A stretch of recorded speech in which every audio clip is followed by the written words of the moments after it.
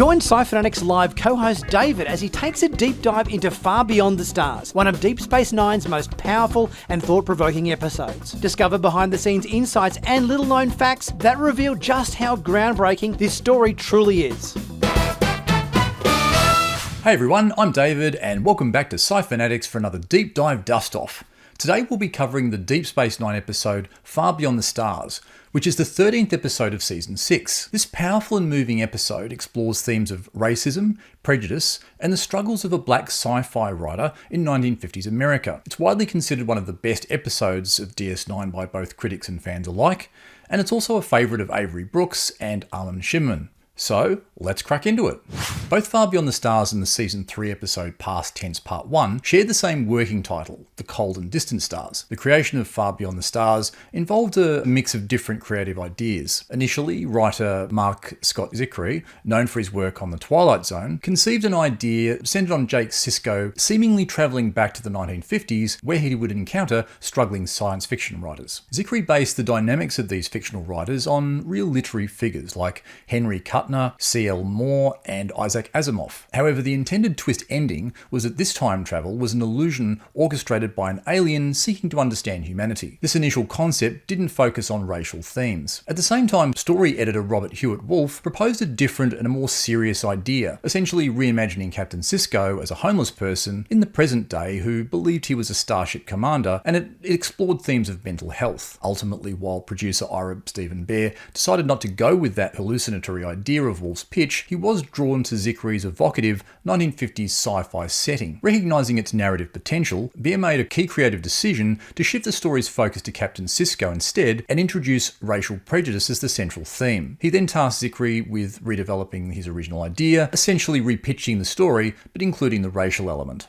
Zicree then created a new story outline, which centred on Captain Sisko's immersive experience as Benny Russell, a black sci-fi writer navigating the deeply segregated world of the 1950s in Harlem. This revised outline became the basis for the final teleplay, which was ultimately written by producer Ira Stephen Bear as well as writer Hans Beimler. Zicree's initial vision had several notable differences from the episode that eventually aired, which included a subplot about Michael Dorn's character, who was playing a boxer instead of the baseball player that we saw in this episode, and a tragic end when he was beaten to death by racist police, when an interracial relationship with a white woman was discovered. Avery Brooks took on the challenging dual role of playing both Ben Sisko and Benny Russell, while also directing the episode, essentially directing himself in almost every scene. This was unusual for standard Star Trek productions due to the significant workload that it created. The producers specifically wanted an African-American director to authentically convey the episode's theme of racism and prejudice. Brooks was clearly capable, having directed several DS9 episodes prior to that point. Brooks' directional vision focused on exploring his fellow actors' performances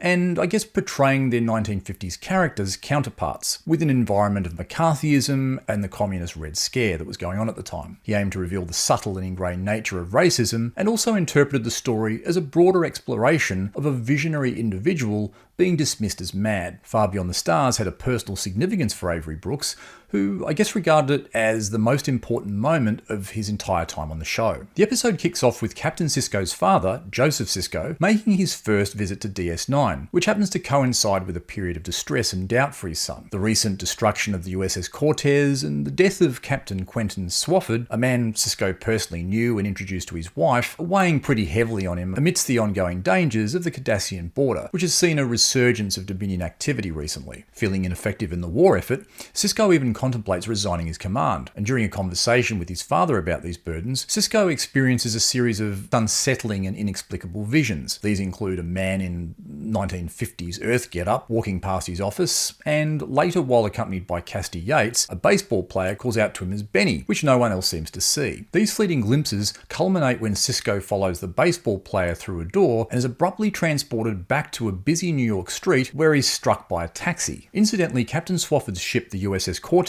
was previously mentioned as part of the assault force in Operation Return, which saw the retaking of DS9 from the Dominion. Initially, it was retreating for repairs in the episode Favour the Bold, before being one of the first ships to breach the Dominion lines in the subsequent episode Sacrifice of Angels. Joseph Sisko believed his son's friend Captain Swafford would have strongly opposed Ben Sisko's contemplation of resigning from Starfleet, a sentiment that parallels Captain Pike's discussion with Dr. Boyce voice in the original series episode The Cage, where Pike expressed the burden of command concerning crew members' lives on away missions. This resonates with Sisko's struggles in Far Beyond the Stars, where he faces life or death choices, highlighting the emotional toll of leadership. At the beginning of this episode, it's hard to miss the fact that Sisko's desk is completely loaded up with these pads, and I guess while Star Trek was accurate in predicting the tablet concept, this sort of seems a bit comical to modern viewers, given we're kind of accustomed to seeing a single multitasking tablet. Back in DS9's infirmary, Dr. Bashir discovers unusual synaptic potentials in Sisko's brain after examining him, which are similar to patterns observed during his previous visions, which is kind of a reference back to Season 5's Rapture episode, where Captain Sisko experienced visions from the Prophets due to this plasma shock that occurred. While attempting to review this medical data on a pad, Sisko then finds himself staring at a copy of a 1950s magazine at a New York newsstand. In this altered state, Sisko's experiencing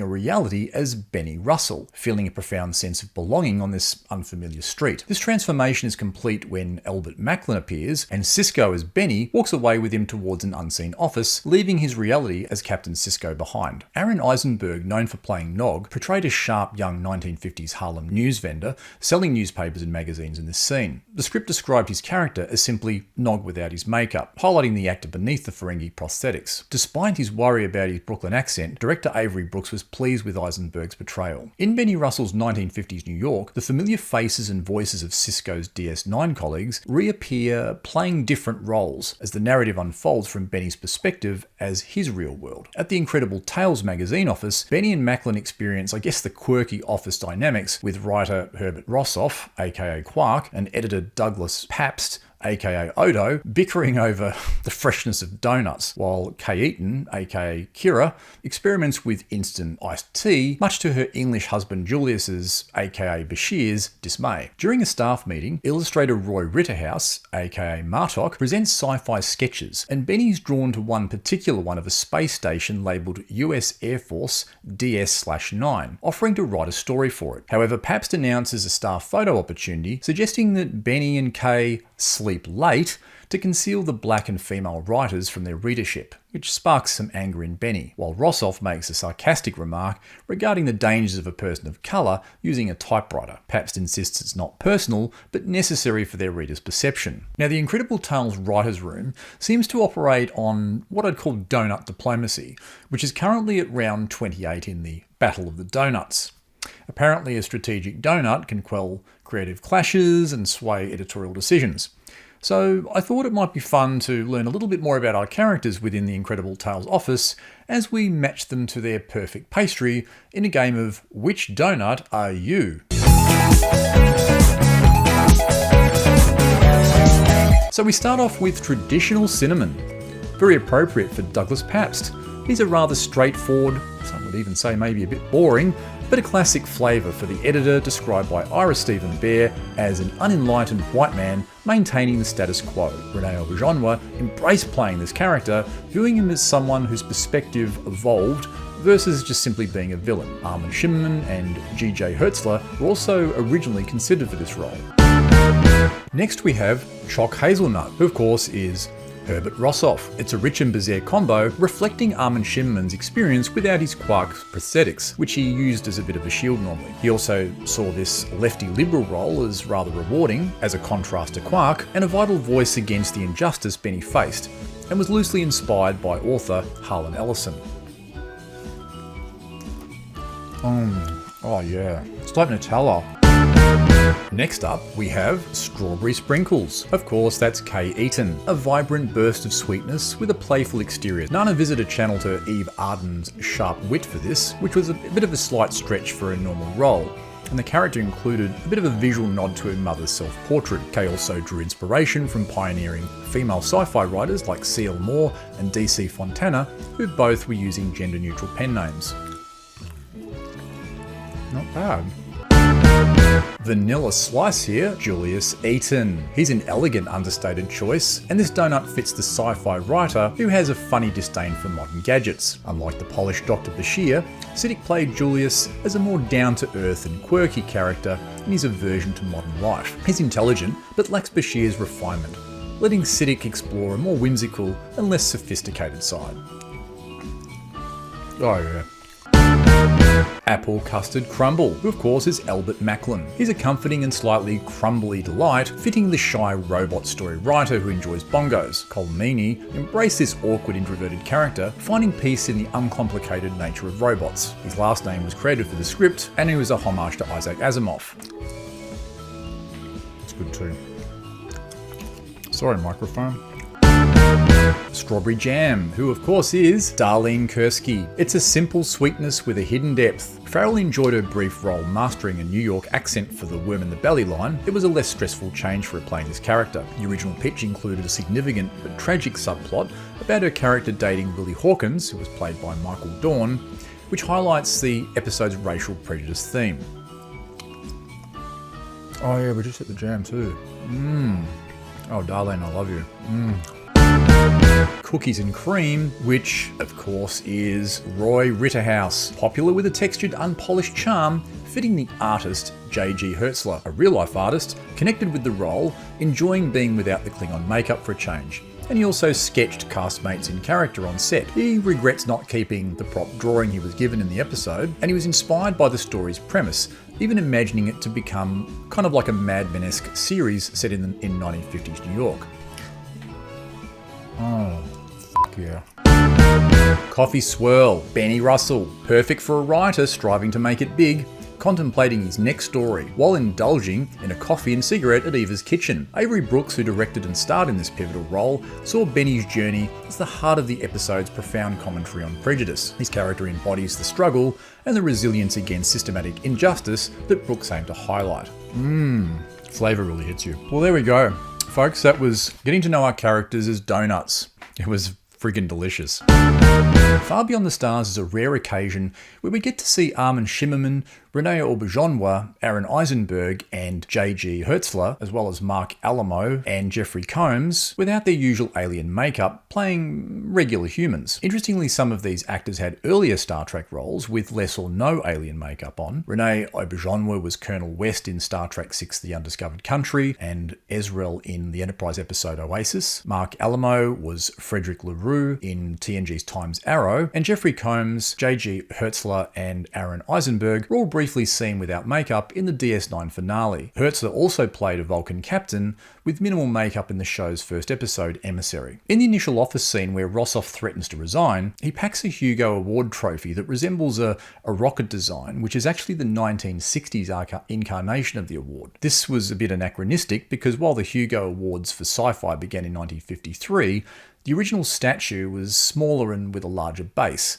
differing from the later rocket design as depicted in this episode. The Silver Hugo Award prop on Rossoff's desk was actually a genuine award, loaned by its winner, Rick Sternbach. The red rocket model sitting on the table in the centre of the writer's pen, which had all these cigarette butts underneath it, has a similarity to the XFLR-6 rocket featuring in the Tintin stories Destination Moon and Explorers on the Moon. This was in turn inspired by the German V2 rocket design from World War II. In a nod to Buffy the Vampire Slayer, a rather humorous memo displayed above Rossoff's desk reads, "No one would believe that a cheerleader could kill vampires." This serves as an Easter egg for fans of Buffy, as Armin Shimmerman also played Principal Snyder in that series. Meanwhile, after leaving the office, Benny's space station sketch is suddenly caught by the wind and lands at the feet of Detective Burt Ryan, aka Ducat, and his partner Kevin Mulcahy, aka Wayun, who suspiciously questioned the well-dressed, assumed to be janitor, before letting him go with a warning. One low-tech special effect using a helium balloon and a fishing line, which required precise yanking to orientate it correctly. They managed to nail this on the second try. Combs recalled the magical experience of an all-night shoot on the Paramount Lots New York set and considered the episode one of Star Trek's most poignant, highlighting Brooks' riveting performance. As he nears home,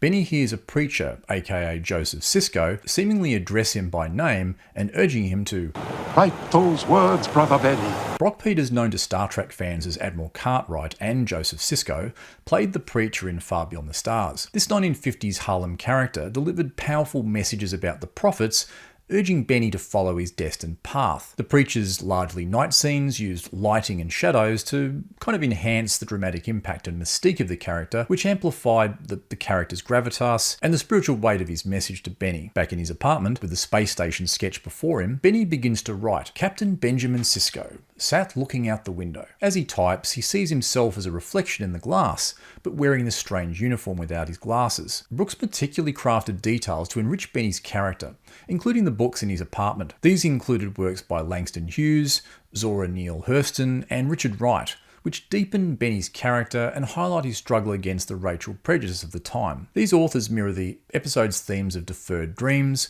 the publishing challenges faced by black writers, and their limited societal options. Benny finally finishes his story, Deep Space Nine, and shares it with his fiancée Cassie, aka Cassidy Yates. While there, hotshot baseball player Willie Hawkins, aka Worf, playfully flirts with Cassie and also greets Benny, who also encounters street kid Jimmy, aka Jake Sisko. After Hawkins shares his experience of racial prejudice involving neighbourhoods he can and can't live in, Benny faces some skepticism from Jimmy about his new story. Jimmy then attempts to pawn off a watch he'd found, ignoring Benny's warnings about potential trouble he could get himself into. Penny Johnson-Gerald, who portrays Cassie, was deeply moved by the episode's handling and visual style. In a parallel to their DS9 personas, she's Benny's fiancée in this episode, and she simply desires a stable future running a diner, which contrasts with Benny's writing aspirations. Michael Dorn enjoyed the experience of playing Willie Hawkins without his usual Klingon prosthetics. Hawkins was likely inspired by baseball legend Willie Mays. Dorn commended the episode's visual execution and noted that this was his sole portrayal of a human in Star Trek, while appreciating his castmates' talent without the usual prosthetics. Cirroc Lofton portrays Jimmy, a small-time 1950s Harlem criminal and friend of Benny Russell. Lofton cherished playing this character, who was crucial to the episode's message, and while appreciating the electricity on set and the story's impact, he was rather saddened by the episode's depiction of 1950s police brutality against African Americans, which sadly enough remains relevant today. Avery Brooks' deep involvement in the music of Far Beyond the Stars extended from attending music spotting sessions to performing multiple songs as his 1950s alter ego Benny Russell. This underscores the crucial role music plays in establishing the episode's rather distinct atmosphere and in bridging the gap between Sisko's 24th century reality and Benny's 20th century world. Back at the Incredible Tales office, the writing staff, including PAP's secretary Darlene Kursky, aka Jadzia Dax, enthusiastically embraced Benny's story, with Darlene calling it the best she's read since Robert L. Heinlein. However, a sleep-deprived Benny hallucinates Kay Heaton in a red uniform with his alien facial ridges, while she praises his strong female character from the story. Despite the staff's approval, editor Douglas Pabst refuses to publish Deep Space Nine because its hero is the black space station captain, deeming it unbelievable. He demands Benny make the captain white, but Benny refuses, leaving Pabst to say that it's Benny's call in moving forward with this story. Incidentally, Douglas Pabst's line, "I am a magazine editor, I am not a crusader," and Julius Eaton's, "We're writers, not Vikings," playfully echoes Dr. McCoy's famous saying, "I'm a doctor, not a..." fill in the blank here. The art department embraced the opportunity to create the 1950s aesthetic for Far Beyond the Stars, paying homage to the sci-fi of their youth, according to John Eves. The 1950s version of DS9 was created as a CGI rendering initially by Jim Vanover, then John Eves created the finished drawing that appeared in the actual episode. In keeping with the times, the DS9 design had US Air Force markings on the side of it, instead of NASA, which wasn't founded until 1958. The magazine covers featured in Far Beyond the Stars are filled with references to sci-fi, including the original series. A Galaxy magazine cover displays a matte painting of Starbase 11 from Court Martial, with the story attributed to Samuel Cogley, while the astounding sci-fi cover shows the Emanea 7 landscape from A Taste of Armageddon. The March 1953 Incredible Tales cover depicts Delta Vega from Where No Man Has Gone Before, and advertises fictional stories with titles of original series episodes such as The Cage, The Corbomite Maneuver, Journey to Babel, and Metamorphosis. Additional titles echo other classic sci-fi stories, such as Albert Macklin's Federation and Empire and 1001 First Odyssey, as well as Benny Russell's Solar Odyssey and This Island Mars. The Arthur Trill building in Far Beyond the Stars, housing the Incredible Tales office, references both the Trill species and the real-life Brill building, which was built back in 1931. The 1950s New York scenes were filmed on Paramount's New York street set. Benny meets the preacher between a radio/TV store and a subway station, formerly an art/bookshop from the TNG episode Emergence, which was near where Cisco's Creole kitchen was located. At the diner, Benny shares his story with an unimpressed Jimmy, while Cassie suggests a career change to the restaurant business. A casual touch from Willie Hawkins triggers another vision of alien features in Benny's mind when he sees him as a Klingon, leaving him quite disturbed. This episode is notable for containing the uncensored N-word, which is spoken by Jimmy, and also the exclamation "for Christ's sake" by Douglas Pabst, both of which have seen the episode censored in later airings. Benny then encounters the preacher again, who encourages him to Write the words, Brother Benny. The words that will lead us out of the darkness onto the path of righteousness.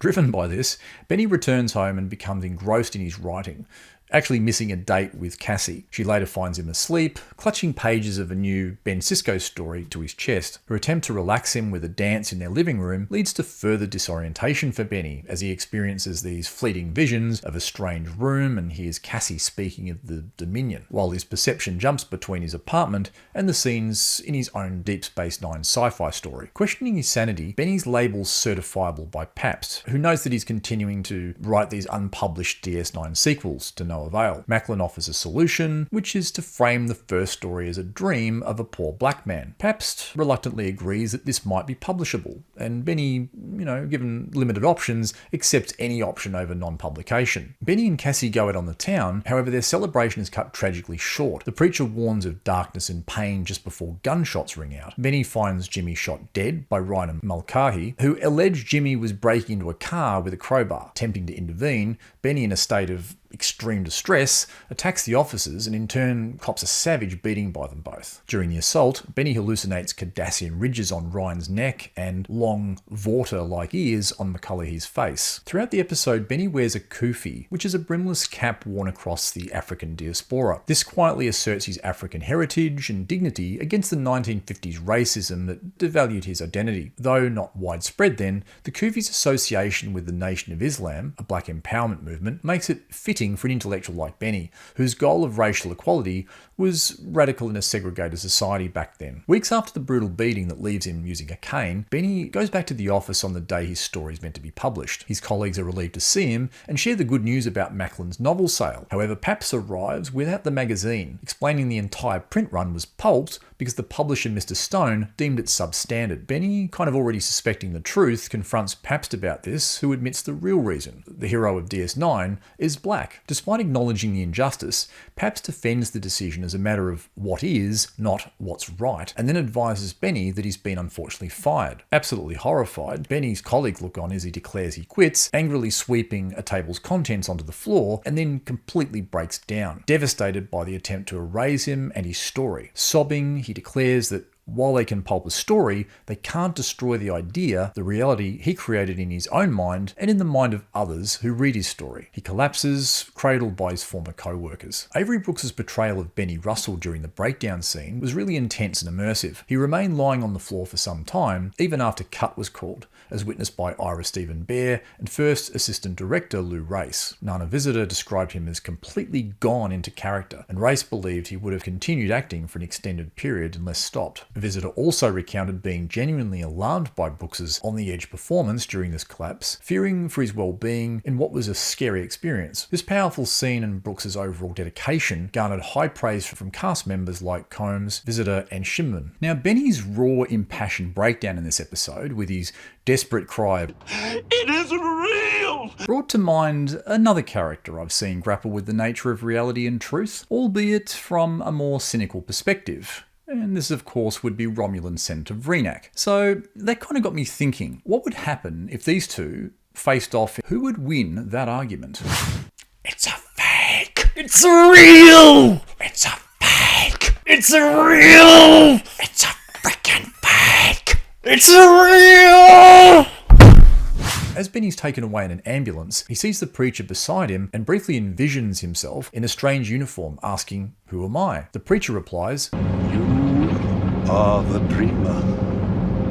And the dream. Back on DS9, Captain Sisko awakens in the infirmary, surrounded by loved ones. He'd only been unconscious briefly, and Bashir reports his neural patterns are normalizing. In a notable example of Star Trek's resourceful prop reuse, we see the oscillation overthruster from the Adventures of Buckaroo Banzai, repurposed multiple times within the franchise. In this particular episode, it appears towards the end as a medical device. However, it first appeared as an isolinear chip reader in TNG and then as a geological scanner in Pen Pals, a Trill medical scanner in DS9's Equilibrium, part of a Klingon space station model in DS9's Apocalypse Rising, and integrated into a self-replicating mine in DS9's A Call to Arms. The prop was also seen in the background of Zephyrin Cochrane's Phoenix cockpit in Star Trek First Contact, and was seen as a Xindi device in the Enterprise episodes Anomaly and Demons. As Joseph prepares to depart the station, Captain Sisko shares that his dream has inspired him to remain on DS9 and continue the good fight. He also confides to his father his contemplation of whether their world is truly real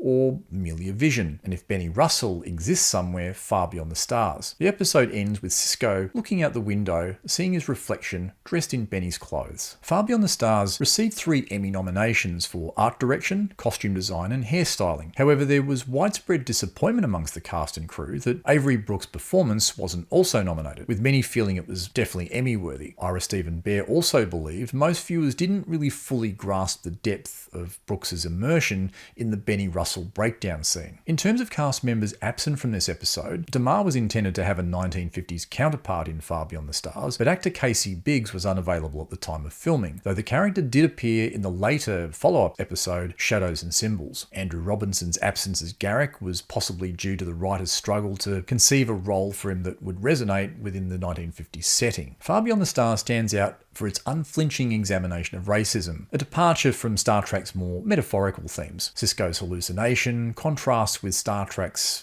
usually optimistic future, illuminating the harsh realities of racial prejudice in America at the time, a theme that still resonates today. Pabst embodies the era's kind of gatekeeping role by demanding that Benny make his characters white to be considered believable. Pabst's insistence that Benny should wait for societal change is a pivotal point, mirroring criticism over incremental or token actions in the fight for civil rights. Ultimately, Pabst's fear and adherence to the racist status quo led to the outright rejection and the pulping of Benny's story about a black starship captain, resulting in Benny's emotional breakdown and ultimately his firing. Benny's passionate declaration about the reality of his characters and his vision underscores the episode's powerful message about the resilience of ideas and the urgent need for representation. The episode's unflinching portrayal of racism, including police brutality and systematic discrimination, makes it a bold statement within Star Trek canon, emphasizing that the most alien and disturbing landscape is not always found in outer space, but can be found in the familiar context of human prejudice. Alternate endings for Far Beyond the Stars and the series finale explore the meta-narrative possibility that the entire Deep Space Nine series was the imagined creation of Benny Russell. This idea, particularly favoured by Ronald D. Moore for Far Beyond the Stars, would have been revealed by showing Benny on the DS9 set with his script at the episode's end in one instance and as the final scene of the series in another. This concept was ultimately rejected by producers like Rick Berman due to concerns about undermining the established continuity and potentially alienating fans, despite some finding the idea rather daring and interesting. In Far Beyond the Stars, Sisko is called both the Dream and the Dreamer. His time as Benny Russell in 1950s Harlem, with all of its challenges, is a powerful vision from the prophets, being essentially the dream. Sisko living through this different reality is the dreamer. These terms show that this experience isn't real for Sisko. Instead, it's likely a way for the prophets to guide him, make him stronger, or get him ready for what's to come, all happening within a prophetic dream lived by the dreamer. The prophets likely immerse Sisko in the reality of Benny Russell for several connected reasons. By making Sisko face racial prejudice, which mirrored the Dominion's oppression, they could have strengthened his resolve to fight for a just future and prevent him from resigning from Starfleet, which sees him ultimately fulfilling his crucial role in ending the Dominion War. Experiencing such hardship and the power of faith through Benny might also have deepened Sisko's spiritual strength as his role as the emissary. Benny Russell also appears in the Season 7 episode Shadows and Symbols, where Captain Sisko experiences visions created by the antagonistic Par-Wraiths, and within these visions, he sees Benny confined to a psychiatric hospital. Benny's shown obsessively writing the entire story of DS9 on the walls of his cell as the Par-Wraiths attempt to trick him into erasing this, steering him away from the destined path. Casey Biggs, who normally plays Cardassian Damar, appears in this vision as Dr. Wyckoff, who is serving the Par-Wraith's purposes. While Far Beyond the Stars portrays Benny as a fictional 1950s writer, in the Strange New Worlds episode The Elysian Kingdom reveals that a book titled The Kingdom of Elysian is a favourite story of Dr. Mbenga's daughter, Rukia. The book's cover clearly credits the authorship to Benny Russell. This small detail establishes that the character experienced by Captain Sisko in his vision wasn't just a symbolic representation of a racial struggle or a mere figment of the Prophet's influence, instead actually confirming Benny Russell was a real sci-fi author in the Star Trek universe. Well folks, that brings us to the end of this deep dive dust-off for Far Beyond the Stars. I really hope you enjoyed it. It was really great to revisit this very powerful episode and quite a strong emotional one for Avery Brooks. So let us know what your thoughts are on this episode in the comments section. What were your favourite moments? What did you take away from its key messages? Let's get the conversation started. Until next time, live long and prosper, and goodbye for now.